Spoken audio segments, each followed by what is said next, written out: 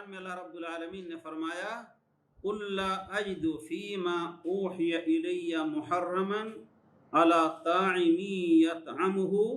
إِلَّا أَن يَكُونَ مَيْتَةً أَوْ دَمًا مَّسْفُوحًا أَوْ لَحْمَ خِنزِيرٍ فَإِنَّهُ رِجْسٌ أَوْ فِسْقٌ أُحِلَّ لِغَيْرِ اللَّهِ بِهِ۔ آپ کہہ دیجئے کہ میری طرف جو وحی آئی ہے اس میں سے میں حرام کون سی چیزوں کو پاتا ہوں، انسان جو کھاتا ہے حرام سب چیزیں مباح اللہ کہ مردار ہو، او دمم مسفوحا یا بہتا ہوا خون ہو، یا خنزیر کا گوشت ہو اس لیے کہ وہ نجس ہے، او فسقا اہل لغیر اللہ بھی،